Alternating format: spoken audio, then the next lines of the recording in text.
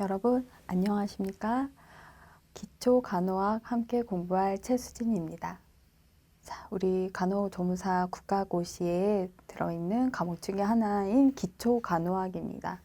아마 다른 그 과목보다 뭐 보건 간호학이라던가 의료관계 법규라든가 공중보건학 이제 뭐 그 임상 실무 쪽보다는 아마 여러분들이 제일 부담스럽고 어렵고 그리고 시간을 가장 많이 할애하는 아마 그런 과목이 될 것 같습니다. 그래서 기초 간호학 같은 경우에는 사실 이론 수업이기 때문에 들어본 적 없는 단어들도 굉장히 많고요. 처음 들어보는 단어도 굉장히 많고 사실 이론적으로 계속 이런 것들을 원리를 설명하는 것 자체가 상당히 좀 설명하는 저도 어렵고 이해하는 여러분도 어렵고 상당히 어려운 부분입니다.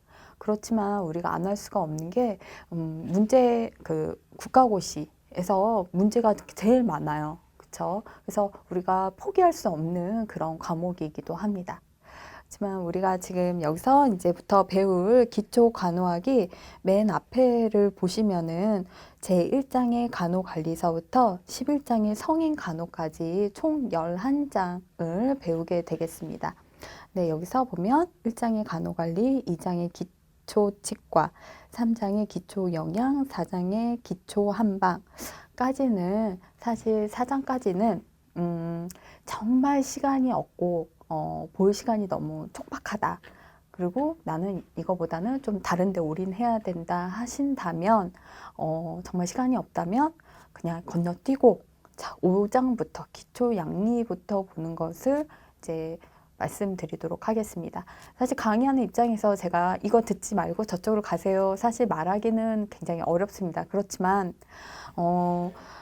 이 1장서부터 4장까지의 범위는 사실 그렇게 시험 문제가 나오는 걸 별로 본 적이 없어요. 네. 그래서 물론 알아야 되는 내용은 맞습니다. 우리가 당연히 알아야 되는 내용은 맞지만 우리가 국가고시 이 시험에 그 보기 위해서 정말 시간이 없고 촉박하고 시간은 그러니까 뭔가 다른 데 조금 더 투자하고 싶다면 1장부터 4장까지는 조금 뭐 빨리 보신다던가 아니면 좀 패스하고 5장부터 기초 양리부터 보는 것을 말씀드리도록 하겠습니다.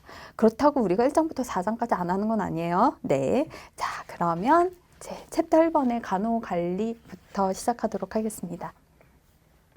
자, 큰 1번의 간호의 의 보면요. 이제 간호 정의가 나와요. 간호의 어원은 돌보다, 보살피다, 보호하다. 뭐 이런 것들이 이제 어원이라고 합니다. 그래서 우리가 흔히 간호를 할 때 보면 케어한다 이런 그러니까 케어라는 그 영어 단어를 많이 쓰죠. 보살피다 하는 케어. 네. 그래서 그게 바로 어원이 되겠고요. 간호의 본질이 보면 사랑과 보호, 가로에 보면 희생과 봉사 정신, 다른 사람을 돕는 행위가 간호의 본질이라고 합니다. 저는 사실 이걸 굉장히 싫어해요.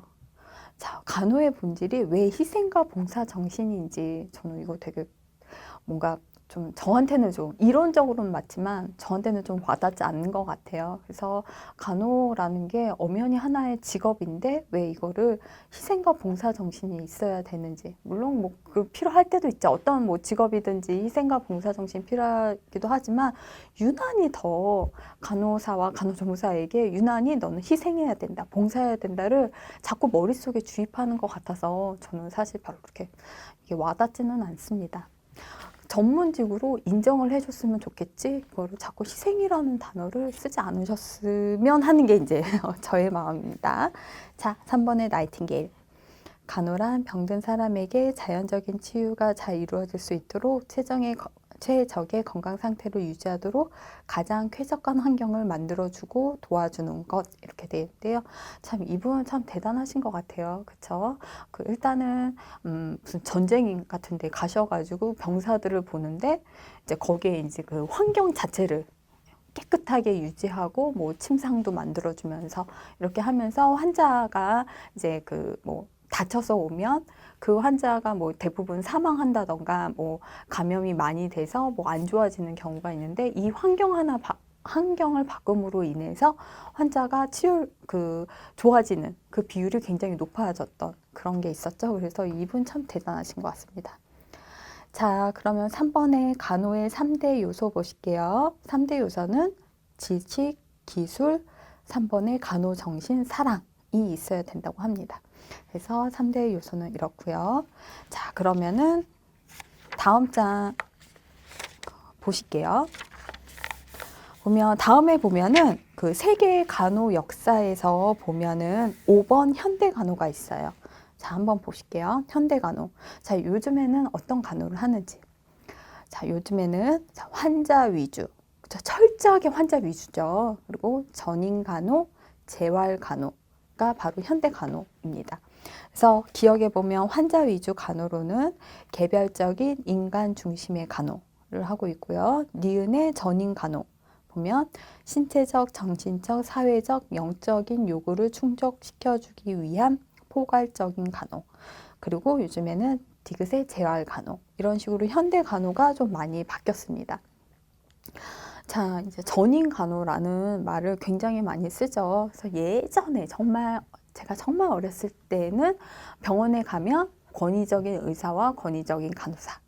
이렇게 항상 그 의료기관에 있는 사람들은 항상 불친절해 라고 항상 이렇게 머리에 박혀 있었는데 요즘은 그 의료가 의료 서비스로 바뀌었죠. 서비스로 바뀌면서 이제 병원에 계신 분들은 다 뭐 CS 교육도 받고 있고 환자한테 뭐 이렇게 얘기해야 되고 저렇게 얘기해야 되고 이런 교육들을 처음에 입사하기 전에 다 받습니다. 그래서 이제는 의료가 서비스 개념으로 들어가면서 환자를 치료하는 것뿐만이 아니라 정신적인 것들 그리고 여기 보면 영적인 요구까지 충족시키는 전인 간호로 변했습니다. 자, 그리고 이제 3번의 나이팅게일 보실게요. 참 대단하신 분이죠. 그래서 이분으로 인해서 근대 간호가 넘어왔고요. 그리고 1820년도 5월 12일 날 출생해서 이때가 국제 간호사의 날로 지정이 되었습니다. 그래서 이분 간호 이념을 보면 환경이 정말 중요하다라고 하시는 분이고 간호는 직업이 아니고 사명이다 이렇게 생각하신 분이고요. 간호사는 어디까지나 간호사이고 의사가 아니다. 그래서 간호사의 전문성 강조하셨고요. 간호사업은 비종교적이어야 함을 주장했습니다. 그리고 대신 간호사 자신은 종교인이어야 된다고 합니다. 네. 간호의 일체는 간호사의 손으로 할 것을 주장했고 간호는 질병을 간호하는 것이 아니라 아픈 사람을 간호하는 것이다 해서 오늘날의 전인 간호의 개념을 갖고 있었습니다. 그리고 아무리 지식과 기술이 뛰어나도 정신, 사랑이 없으며 의료적인 기계와 다름없다라고 하시는 분이 되겠습니다. 자, 그러면 우리나라 간호 역사 한번 보실게요. 자, 조선시대에는 의녀가 있었죠.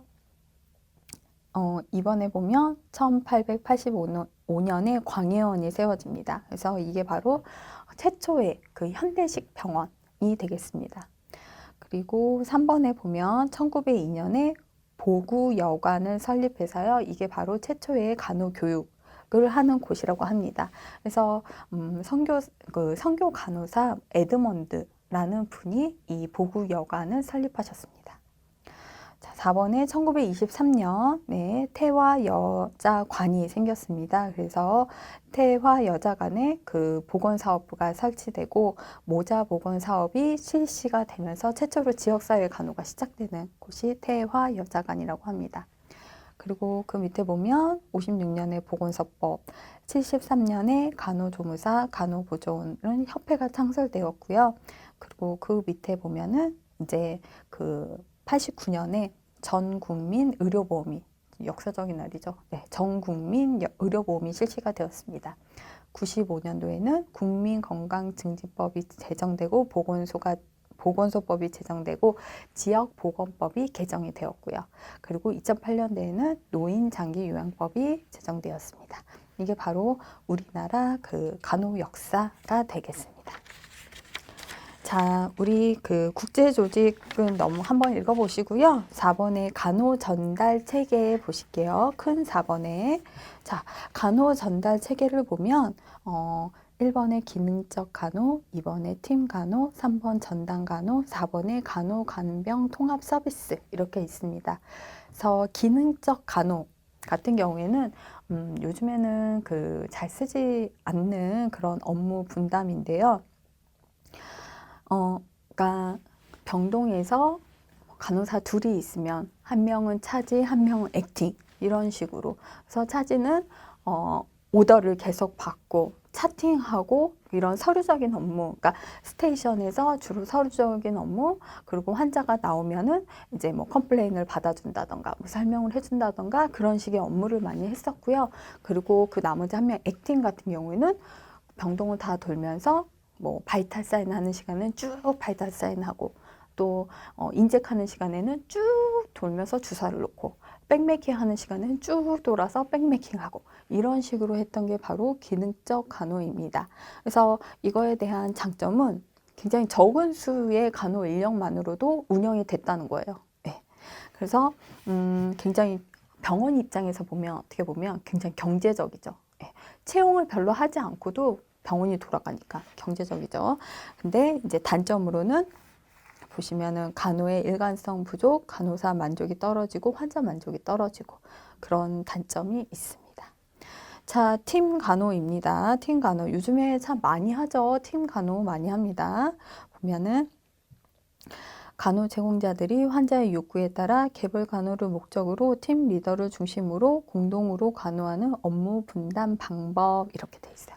자, 팀 간호는 기능적 간호랑 조금 달라요. 그래서 팀 간호는 예를 들면 101호랑 102호 이 뭐 101호가 4인실, 102호가 4인실이다 하면은 그 이 두 곳의 그 병실만 간호사가 전담을 하고 그리고 같은 팀을 이뤄서 간호조무사 또 같은 팀을 뭐 이뤄서 뭐 예를 들면은 뭐 그 간병인 뭐 이런 식으로 이렇게 팀을 그 두 병실에 대한 팀을 이뤄서 하는 게 바로 팀 간호가 되겠습니다. 그래서 이 두 병실만 집중적으로 간호를 하는 거죠. 다른 병실은 환자는 사실 잘 모르고 이 두 병실만 발탈하고 뭐 식사 뭐 도와드리고 뭐 이런 식으로 해서 이 두 병실만 딱 그 팀을 이뤄서 하는 게 바로 팀 간호가 되겠습니다. 그래서 장점 같은 경우에는 환자 만족도가 굉장히 높아요. 이런 경우에는. 왜냐하면 그 앞에서 딱 대기를 하고 있기 때문에 간호사나 간호조무사를 찾으러 다닐 필요가 없어요. 환자가. 그리고 질적인 간호 제공을 할 수 있습니다. 대신 이제 그 병원 입장에서 보면 의료 인력이 굉장히 많이 필요해요. 이런 경우에. 그래서 단점 같은 경우에는 의사소통 결여시 단편적 간호가 되겠습니다. 그래서 이 환자들을 집중해서 봐야 되는데 아예 뭐 의사소통이 전혀 안 된다 하면은 이 환자는 어디다가 얘기할 것도 없는 거죠. 예. 왜냐하면 자기 그를 돌봐주는 그 팀에서 들어주지 않으면은 더 이상 어디다 얘기할 데가 없는 게 단점이 되겠습니다. 자, 3번 전담 간호. 24시간 간호를 통해 입원 환자를 도와주고 타 부서와도 협업하여 전인 간호가 순행되도록 하는 전달 방법을 전담 간호라고 합니다. 그래서 전담 간호, 글쎄 요거는 요즘에 좀 잘 안 하는 추세고요. 4번의 간호 간병 통합 서비스. 이게 정말 요즘에는 정말 많아졌죠. 예전에 비해서.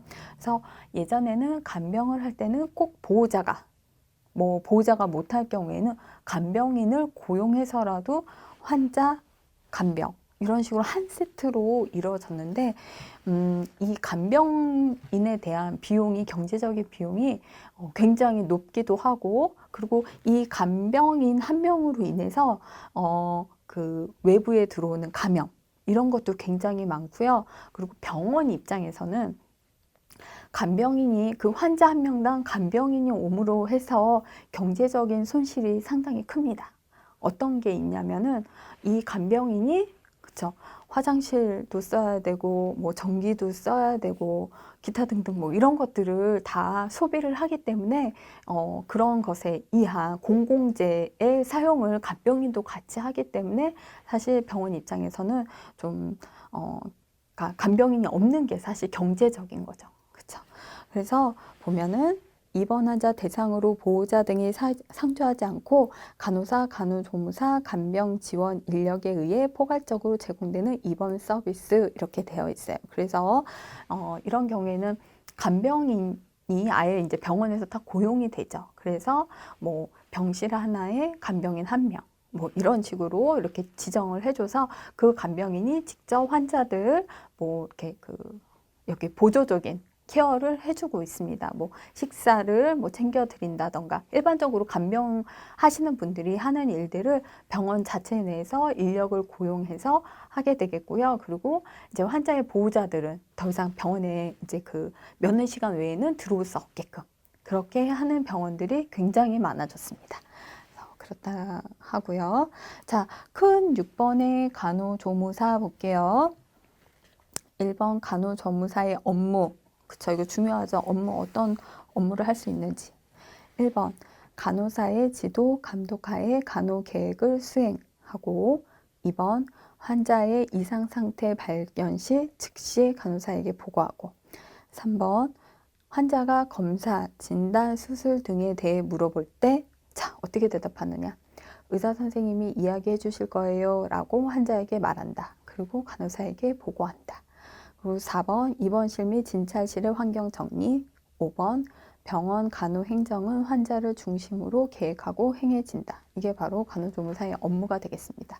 자, 여기서 중요한 건 3번이죠. 아무래도 환자 입장에서는 의사를 자주 만날 수가 없기 때문에 가까이 있는 간호사나 간호조무사에게 물어보는 경우가 굉장히 많아요. 저 뭐 내일 무슨 검사하나요? 뭐 검사 결과는 어떻게 나왔나요? 무슨 수술하나요? 뭐 어떤 방법으로 수술해요? 사실 우리는 다 알고 있죠. 왜냐면 알 수밖에 없죠. 환자를 케어하기 위해서는 당연히 알아야 할 지식이니까 그 환자의 알아야 될 정보이기 때문에 우리는 알고 있습니다. 그렇지만 우리가 그 사실을, 그 정보를 환자한테 직접적으로 얘기를 하면 안 됩니다. 그건 의사의 고유한 업무 중에 하나거든요. 그렇기 때문에 우리가 그렇게 하게 되면 이건 월권 행위가 됩니다. 그래서 그리고 혹시라도 내가 잘못 알고 있을 경우, 예를 들면 내일 이러이러한 수술을 할 것이다 라고 알고 있었는데 알아보니까 수술명이 바뀌었다거나 수술 부위가 바뀌었다거나 우리가 알지 못하는 상태에서 그럴 수 있기 때문에 절대 이 부분에 대해서는 환자한테 얘기하지 않고 담당 주치의를 연결해 준다거나 담당 주치의 입에서 의사의 입을 통해서 환자가 들을 수 있게끔 조치를 해주는 게 우리의 가장 최선의 방법이 되겠습니다. 자, 이번에 간호조무사 관련 법규 볼게요. 1번 의료법 보면 의료인이 아니면 누구든지 의료 행위를 할 수 없다 이렇게 되어 있고요. 니은에 의료인도 면허된 것 이외에 의료 행위를 할 수 없다. 디귿 간호조무사는 보건복지부 장관에게 자격을 인정받는다. 리을 간호조무사에 관한 것은 보건복지부령으로 전한다. 그리고 미음 간호조무사 국가고시를 합격하고 최초 취업 후에는 3년마다 실태와 취업 상황을 보건복지부 장관에게 신고한다. 네, 반드시 해야 되죠. 그리고 비읍에 보면 매년 8시간 이상 보수 교육을 받는다. 간혹 이제 받지 않고 뭐 보수 교육 받지 않고 있으신 분도 있는데 그렇게 되면은 자격이 바탈되는 걸로 제가 알고 있어요. 그러니까 매년 보수 교육 꼭 받으셔야 됩니다. 자, 그리고 또 다음 보시면 4번의 직업적 태도 좀 보실게요. 자, 어떤 태도를 갖고 있어야 되나 보면 자, 간호의 3요소는 아까 전에 맨 처음에 이제 언급했듯이 지식, 기술, 정신, 사랑이 있어야 된다고 합니다. 그래서 이번에 간호조무사의 기본 자질을 보시면 지성, 지식을 지적으로 사용할 줄 아는 자질이 있어야 된다고 합니다. 지적으로 사용할 수 있는 게 어떻게 하는 건가요? 지식을 지적으로 사용을 하셔야 됩니다. 네, 건강. 가장 중요하죠, 건강. 일단은 내가 건강해야지 환자를 돌볼 수 있기 때문에 건강이 가장 중요합니다. 가장 중요하고요. 그리고 감염 기회가 굉장히 많고요. 팀워크가 있어야 됩니다. 그래서 한 사람의 불건강이 팀 전체에 미치는 영향이 굉장히 큽니다. 내가 건강하지 않으면 일단 감염성 질환을 갖고 있다 한다면 나랑 같이 일하는 동료뿐만 아니라 면역력이 떨어져 있는 환자들한테도 이 감염성 질환을 다 옮길 수 있는 그런 상태가 되기 때문에 병원에서 일하시는 분들은 수시로 정말 자기 건강에 대해서는 꼭 책임감을 가져야 된다고 생각해요. 그래서 조금이라도 문제가 있다거나 한다면 정말 주저하지 말고 빨리 치료를 받는 것이 가장 중요합니다. 특히나 이제 뭐 결핵을 이제 앓는다거나 이런 경우에는 뭐 우리 신문이나 뭐 인터넷 보면 이렇게 뉴스에 보면 많이 나오잖아요. 결핵을 앓고 있는 간호사나 간호조무사가 신생아실에서 근무하면서 신생아 애들에게 다 옮긴다던가 이런 경우가 상당히 없을 것 같지만 굉장히 많습니다. 그래서 그런 질환을 갖고 있다거나 조금이라도 이상한 그런 느낌이 들면은 빨리 진료를 보고 나의 건강부터 먼저 챙기는 게 가장 중요합니다. 자, 인격 보면 후천적인 요소로 좋은 방향, 정직한 방향으로 형성되어야 대상자에게 불행을 초래하지 않는다 이렇게 돼 있어요. 물론 인격 되게 그러니까 되게 중요하죠. 그렇죠? 환자들은 일단은 친절하게 말투로 얘기하느냐 안 하느냐에 따라서 이렇게 좀 이렇게 나누기도 하죠. 아무리 실력 있고 이래도 저 사람은 되게 불친절해 라고 하면 벌써 인격이 벌써 떨어졌다고 생각하니까. 근데 우리는 사실 친절하고 싶지만 그쵸? 우리 다 친절하고 싶어요. 친절하고 싶지만 인력 문제라던가 그런 업무의 강도 이런 것들이 사실 너무 힘들기 때문에 너무 힘든 상태에서 환자나 보호자분들이 많은 질문들을 해주고 컴플레인들을 걸고 있습니다. 그러면 나도 모르게 정말 확 나가는 것 같아요. 말이 쏘아붙인다거나 뭐 똑같은 말을 이 환자 저 환자한테서 계속 듣는다면 똑같은 질문을 계속 듣는다면 이게 뭐 간호사는 뭐 간호조무사는 정신 사랑이 있어야 한다고 하지만 참 그게 정신적으로 쉽지 않은 문제인 것 같습니다. 그래서 나도 모르게 이제 환자한테 불친절하게 되고 그렇게 설명해 줄 수밖에 없는 그런 환경을 이게 병원에서 제공을 하는 것 같아요. 그쵸? 우리는 친절하고 싶은데 그쵸? 우리의 일이 업무 강도가 너무 세다 보니까 참 그게 어렵습니다. 그렇지만 우리도 친절하려고 노력하죠. 그쵸? 노력합니다. 자, 기타 보실게요. 기업에 직장을 그만둘 경우 어떻게 해요? 적어도 한 달 전에 알려서 후임이 정해진 다음 그만둔다. 이거는 뭐 어느 직장이나 마찬가지죠. 정말 어느 직장이나 마찬가지입니다. 니은의 근무 시간 변경. 그래서 우리가 주로 이제 3교대를 많이 하는데요. 이제 갑자기 뭐 무슨 일이 생겼다던가 하면은 이제 빨리 그 상사에게 보고를 해서 이제 근무 시간을 빨리 바꿀 수 있도록. 그래서 업무 공백이 생기지 않도록 하는 게 굉장히 중요합니다. 그래서 보면 가능한 일찍 직속 상관에게 사유를 설명한다. 디귿에 보면 업무상 알게 된 환자의 비밀은 절대 누설되지 않도록 한다. 그렇죠? 우리 일하다 보면 환자의 비밀을 정말 알고 싶지 않음에도 불구하고 너무 많이 알게 돼요. 정말 그런 개인적인 사생활까지도 어쩔 때는 다 알게 됩니다. 근데 가끔 이제 그걸 막 이제 밖에서 이제 말씀하고 다니시는 분도 있어요. 우리 환자 중에 뭐 누가 있는데 뭐 글쎄 이랬대 막 이러면서 이렇게 얘기하는 경우도 있는데 자, 우리는 나이팅게일 선서한 사람들이죠. 그래서 절대로 비밀 누설을 하지 않습니다. 리을 금전적 보답 및 선물을 줄 경우 병원 규칙상 안 된다고 이해시키고 정중히 사양한다. 가끔 이제 상품권이라던가 아니면은 뭐 이거 드세요 이러면서 뭐 과일이라던가 뭐 아이스크림, 뭐 음료수 등등 사실 병원에 있다 보면 많이 주시죠, 많이. 그쵸? 잘 봐달라는 의미에서 주시기도 하고, 나한테 이렇게 너무 잘 치료받고 있다 하면서 이제 퇴원할 때도 많이 주시고요. 네. 미음. 업무가 바쁜데 환자가 치료를 갈아달라고 요구할 때 상황을 설명하고 나중에 해준다고 말한다. 자, 이런 경우 굉장히 많죠. 나는 누구 환자가 안 좋아서 그 환자한테 지금 막 약도 들어가야 되고 뭔가 최선을 다 바이탈도 해야 되고 해야 되는데 이제 그걸 모르는 다른 환자나 보호자분들이 여기 침대포 갈아주세요. 뭐 주사약이 다 들어갔어요. 라던가 이런 좀 약간 조금 시간을 조금 지체해도 되는 일들을 요구할 때가 굉장히 많습니다. 이럴 때는 네, 알겠습니다. 뭐 한다기보다는 지금 상황이 이래 해서 약 30분 후에 갈 수 있을 것 같습니다 라고 정확하게 얘기해 주는 게 필요해요. 그렇게 얘기하지 않고 네, 알겠습니다, 가겠습니다 이렇게 한다면 환자나 보호자들이 왜 안 오냐고 또 컴플레인을 또 계속 걸기 때문에 우리가 정확하게 지금 이러이러한 지금 환자가 안 좋아져서 뭐 지금 제가 거길 가야 되기 때문에 당장은 갈 수 없습니다. 그렇지만 일이 끝나고 바로 해드리겠습니다 라고 이렇게 환자나 보호자한테 확실하게 얘기를 하는 게 굉장히 중요합니다. 자, 보시면은 다음에 그 복장 보실게요. 복장.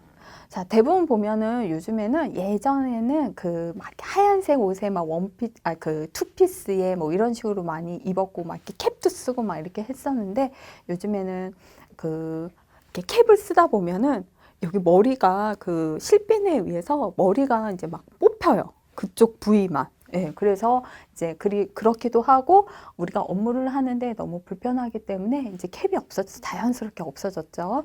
그리고 이 막 투피스로 막 예쁘게 막 그 몸에 딱 달라붙는 그런 옷을 입었는데 요즘은 그런 게 아니라 그쵸, 그냥 뭐 이렇게 수술복 같은, 그러니까 활동하기 편하게 환자에게 그 간호를 제공하기 편한 그런 유니폼으로 많이 바뀌었습니다. 그리고 거의 다 이제는 바지를 입고요.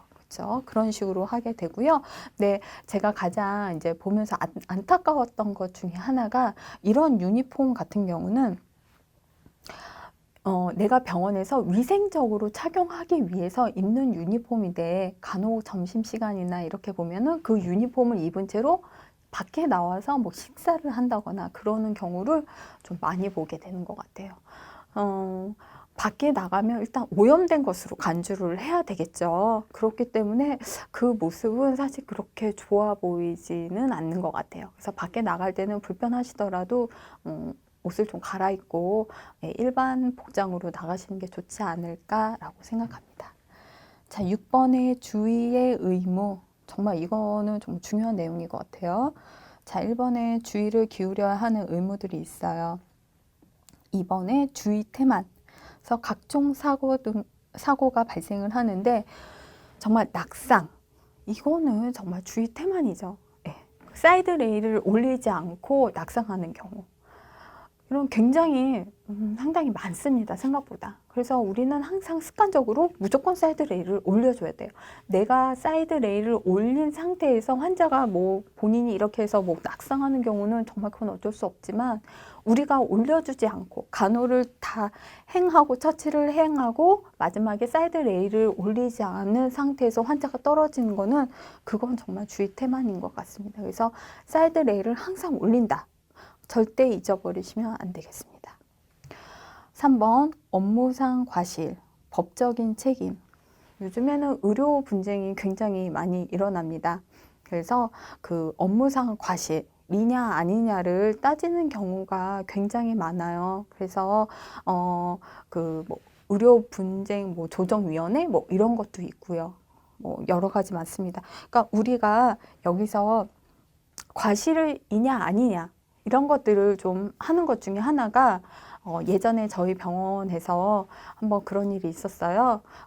높은 병동에 있었는데 그날 밤에 이제 환자가 자살을 하신 거죠. 이렇게 떨어져서 자살을 했는데 이때 그러면 간호사의 업무상 과실이냐 아니냐를 그때 굉장히 막 따졌었거든요. 이게 간호사는 환자를 보호할 의무가 있는데 그때까지 니네는 도대체 환자가 저기 창문에 가가지고 떨어질 때까지 너희는 뭘 하고 있었느냐 이런 것 때문에 업무상 그 보호자분들이 이제 법적으로 이제 고소도 하고 막 이런 상황이 있었는데 여기서 우리가 할 수 있는 방법은 그거밖에 없는 것 같아요. 기록.